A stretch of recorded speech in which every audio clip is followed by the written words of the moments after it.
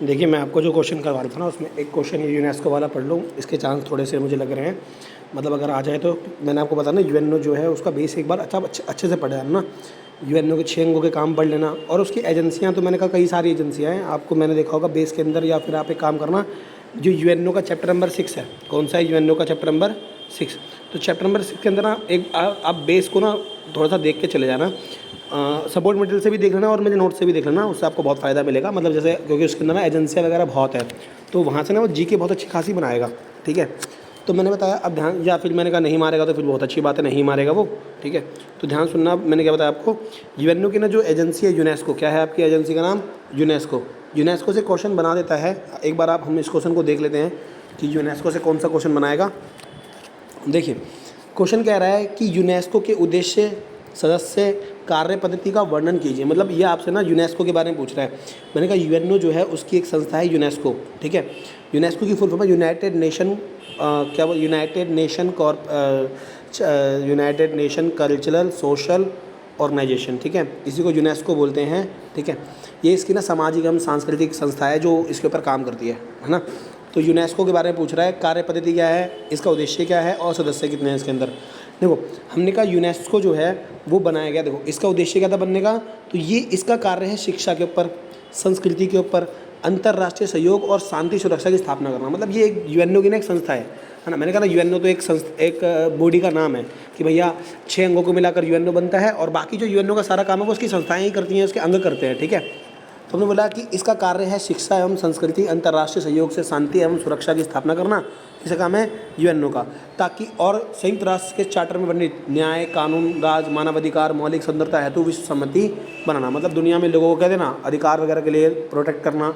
कहीं भी किसी भी देश में अगर कोई गलत काम हो रहा है, संस्कृति के साथ किसी संस्कृति को नुकसान पहुँचाया जा रहा है, जैसे आप देखा होगा ना, हमारी जो पुरानी संस्कृति है उसे प्रोटेक्ट करने का काम करता है ये, है ना। देखा होगा यूनेस्को क्या करता है, एक लिस्ट जारी करता है। अपनी लिस्ट के अंदर ना कुछ देशों के ना मोन्यूमेंट्स नहीं होते, जैसे हमारा ताजमहल हो गया, लाल किला हो गया, जामा मस्जिद हो गया, अयोध्या मंदिर हो गया, समझ गए, और उसके बाद हम्पी का स्तूप हो गया, नहीं समझे, एलोवेरा की अल्टामिरा की गुफाएं हो गई, एलोरा का मंदिर हो गया। तो ये सब जो सांची का स्तूप हो गया, ये सब मोनूमेंट्स हैं। इन ये संस्कृति को रिप्रेजेंट कर रहे हैं, हमारी कल्चर को, हमारे इतिहास को रिप्रेजेंट कर रहे हैं। तो इन्हें प्रोटेक्ट करने का काम कौन करता है? आपका यूनेस्को। हर देश की लिस्ट जारी करता है, उसमें अपने इनको शामिल करता है, फिर उनके रखरखाव के लिए क्या देता है, पैसा वगैरह या फिर जो भी होता है वो करता है। ठीक है, इंटरनेशनल लेवल पे। तो ये काम है यूएनओ का, यूनेस्को का। ठीक है, अब यूनेस्को के मेंबर कौन है? तो भैया जितने भी लोग यूएनओ के मेंबर हैं ना, 193 लोग क्या है यूएनओ के मेंबर, और ये 193 यूएनओ के मेंबर हैं, और ये 193 देश क्या है, यूनेस्को के मेंबर भी हैं। और 2 इसके क्या है, पर्यवेक्षक सदस्य हैं। किसके? यूएनओ के। 2 क्या है, पर्यवेक्षक सदस्य। ठीक है, इसके कुछ सदस्य मैंने पढ़ाया था स्वतंत्रता के देश, स्वतंत्र देश भी हैं। ठीक है, अब यूनेस्को का जो कार्यालय है वो कहाँ पर है? इसका कार्यालय है पेरिस में। यूनेस्को कार्यालय कहाँ पे आपका? भाई पेरिस में। ठीक है, इसमें क्षेत्रीय कार्यालय क्लस्टर ग्रुप में अलग अलग जगह बना रखे हैं। 3-4 देश है जहाँ पर इसने अपने और भी कार्यालय खोल रखे हैं, बट जो इसका मेन कार्यालय है वो कहाँ पर है आपका? पेरिस में। फ्रांस की राजधानी क्या है? पेरिस।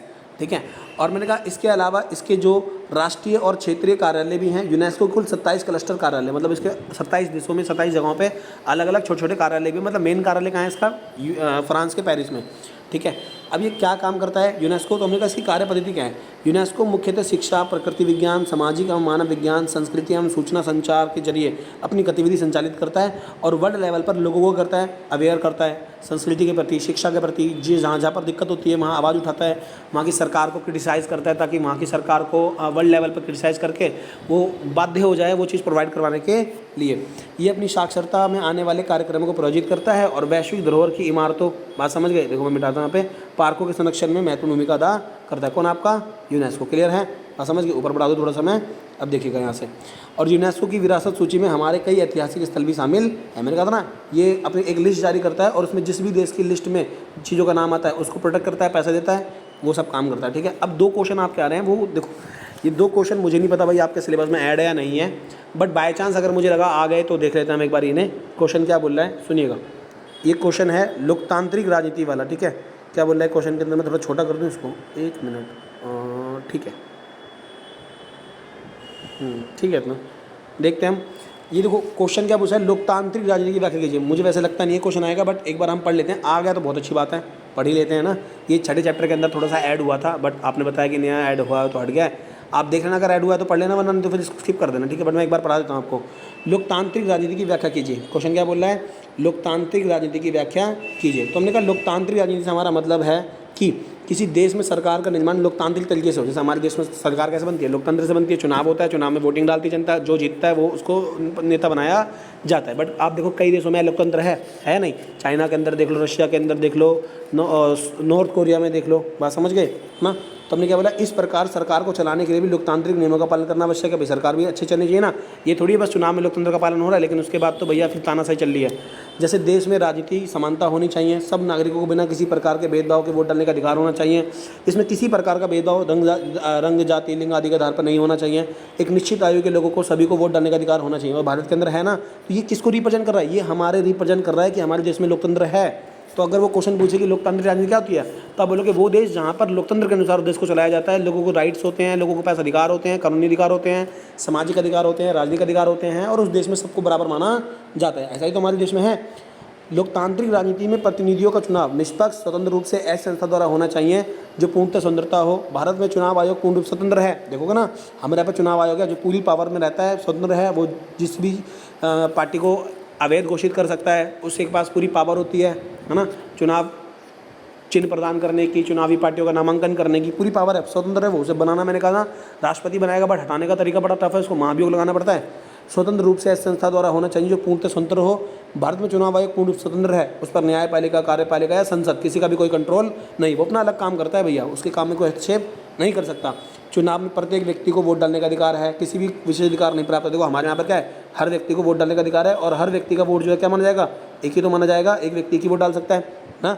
सबको अभी न किसी रंग, जाति, भेदभाव के। लोकतांत्रिक राजनीति में क्या कह रहा है? पारदर्शिता होनी चाहिए। बिल्कुल ठीक है भाई, हमें पता होना चाहिए हमारे नेता कौन है, हमारे नेता का बैकग्राउंड पता होना चाहिए, हम जिसको वोट डालने जा रहे हैं हमें उसकी अवेयरनेस होनी चाहिए। किसी को भी कोई विशेषाधिकार प्राप्त नहीं होना चाहिए। सरकार को सभी नीतियों के विषय में जनता को अगर वो चाहे तो जानकारी प्रदान करनी चाहिए। क्यों भैया, हमारे यहाँ पर है भी तो सही राइट टू इन्फॉर्मेशन। देखो आप, हमारे यहाँ पर राइट टू इन्फॉर्मेशन कानून है, जिसके तहत सरकार क्या करती है, अपनी जवाब देगी। भाई आप अगर सरकार से राइट टू इन्फॉर्मेशन की सूचना मांगोगे तो। और क्या बोला, जैसे भारत में सूचना का अधिकार है, देखो बोल दिया ना इसने बात, 2005 के अंतर्गत नागरिकों को सूचना का अधिकार प्राप्त है। सरकार से किसी प्रकार की जानकारी प्राप्त कर सकते हैं। इसे प्रशासनिक कार्यों में आप क्या, देखो मैं ऊपर कर दूँ थोड़ा सा, इसे देखो क्या बोला है, इसे प्रशासनिक कार्यों में क्या आता है? इसे प्रशासनिक कार्यों में आम नागरिक सहभागिता बढ़ती है। सरकार सवाल पूछने का हक देश के प्रत्येक नागरिक को है। इस कानून की सहायता से कोई भी आम व्यक्ति सरकारी कार्यालय में कोई भी जानकारी प्राप्त कर सकता है। तो ये क्या है? ये क्वेश्चन पूछा भी, लोकतांत्रिक राजनीति क्या होती है? आप बताओगे, जिस देश में लोकतंत्र होता है, सरकार लोकतांत्रिक तरीके से बनती है, लोकतंत्र के लिए अलग मीडिया होती है, प्रेस होती है, उसी देश को हम क्या बोलते हैं? लोकतांत्रिक राजनीति। समझ गए? अब जैसे नीचे क्वेश्चन क्या बोल रहा है आपका, नेक्स्ट क्वेश्चन है आपका, ये वाला भी देख लो आप एक बार, नया ऐड ऑन हुआ है भाई। अगर आप देख लेना, अगर आपके एग्जाम में आ रहा है तो ठीक है, बता देगा, इसको स्किप कर सकते हो, आपको दिक्कत वाली बात नहीं है, बट मैं पढ़ा दे रहा हूँ आपको एक बार, ठीक है ना। क्या पता भगवान की दुआ से आई जाए। कह रहा है जनतांत्रिकरण से आपका क्या मतलब है? देखो लोकतंत्रीकरण की ही तरह जनतांत्रिकरण भी होता है। समझ के नहीं समझ के? देखो लोकतंत्र का मतलब जहाँ सरकार अच्छी हो, और जनतांत्रिकरण का मतलब होता है जहाँ जनता अवेयर हो। जब जनता अवेयर हो गई, जनता जो है वो दिमाग लगाएगी अपना, जनता की चुनी हुई सरकार बनेगी, जनता की सुनी जाएगी, जनता ही वहाँ पर हर जागरूक होगी। भाई मैं एक बात बोलता हूँ आपसे, देश तब बेहतर होगा जब हम बेहतर होंगे, और हम बेहतर तब होंगे जब हमारी सोच बदलेगी, और सोच तब बदलेगी जब हम सब सोचेंगे। तो सुना, हमारी समस्या यही तो है कि हम सोचते नहीं हैं। हमें लगता है कि चलो भाई सरकार हमें खाने को थोड़ी देगी, लेकिन भाई खाने को देगी, यही तो हमारी गलत सोच है। तो हमने क्या बोला कि जनतांत्रिकरण क्या होता है, इसकी संक्षेप में क्या कीजिए चर्चा। तो वही बात हमने बोली कि जनतांत्रिकरण का मतलब होता है जिसमें किसी प्रकार की सरकार को अधिक से अधिक जनतांत्रिक बनाया जा सके। और सरकार जनतांत्रिक यानी कि सबसे अच्छी कब बनेगी? जब जनता अवेयर होगी, जनता सरकार की टांग खींच दे एकदम में, सरकार कोई गलत काम करे जनता उसके खिलाफ खड़ी हो जाए, यही तो अच्छी सरकार होगी ना। तो हमने क्या बोला, जहाँ पे जनसाधारण सरकार के कार्यों में अधिक से अधिक भाग लें, अधिकतम पारदर्शिता हो, जनतांत्रिकरण में निम्नलिखित नियमों का समावेश होना चाहिए। जनसत्ता लोगों के हाथ में होनी चाहिए ताकि वह भी सरकारी कार्यों में संतुष्ट हो तो उन्हें हटा सकें।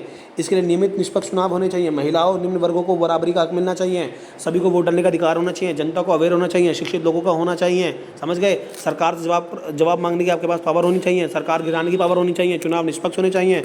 नियमित चुनाव होने चाहिए। यही तो है जनतांत्रिकरण। बस आपको कॉमन सेंस लगाओ तो आप इसका आंसर कर जाओगे। देखो भाई, मैं आपसे एक बात कहता हूँ, ज़्यादा टेंशन लेने की बात नहीं है। जो मैंने आपको 65 क्वेश्चन पढ़ाए हैं, आप उन 65 क्वेश्चन को ईमानदारी से पढ़िए और जो आपको मैंने दिया है आप उन्हें रटिए, समझिए, ठीक है। आप एक बार अब जितना पढ़ा है ना, नया ना पढ़कर रिवीजन करिए। मैं ये लास्ट वीडियो डाला, मैंने डाला क्योंकि मेरे को लग रहा है ऐसा ना कि मैं नई वीडियो डालूंगा आपका दिमाग पजल होगा ना, तो ज़्यादा पजल आपको होना नहीं है। आप नॉर्मली पढ़िए, ठीक है। जितना पढ़ाया उसे रिवीजन कीजिए बहुत अच्छे से, ठीक। रात में एक बार सबका रिवीजन मार के सो जाइए, सुबह उठिए, फिर एक बार इंपॉर्टेंट क्वेश्चन पर नज़र मार जाइए, उसके पॉइंट्स पर नज़र मार जाइए। और मैं भगवान की दुआ से मैं खुद बोल रहा हूँ पर्सनली, आपको बहुत सेट पर जाएगा, ठीक है। मेरी तरफ से आप सभी को बेस्ट ऑफ लक। जय मां विद्यावासिनी। चैनल को सब्सक्राइब करना मत भूलना, मत करना है चैनल को सब्सक्राइब, मैं अभी डिलीट कर दूंगा ये सब, ठीक है ना, बात समझ गए। और मेरी तरफ से आप सभी को बहुत बहुत ज़्यादा बेस्ट ऑफ लक। पेपर अच्छा करना, दिमाग से करना, ठीक है। नकल अगर आपके पास सॉलिड हो तो ले जाना, वैसे कोशिश करना नकल ना ही चलाओ, ठीक है ना। बाकी अगर मिल जाए तो चला लेना, हल्की फुल्की कर, बढ़िया है तो भाई सब चलाएंगे तो अभी चलाना, कोई दिक्कत वाली बात नहीं है ना। बाकी कोशिश करना ना ही चलानी पड़े, ठीक है। और उसके बाद मैंने आपको बताया कि आप लोग पूरा एकदम ईमानदारी से पेपर कीजिएगा, बढ़िया से पेपर होगा आपका। जिस क्वेश्चन में आप फंसोगे उसे लास्ट में करना, बना कर लिख देना, बट छोड़ना किसी भी क्वेश्चन को नहीं, ठीक है। मेरी ब्लेसिंग और मेरी दुआएं आपके साथ हैं और आप सभी को बहुत ही ज़्यादा बेस्ट ऑफ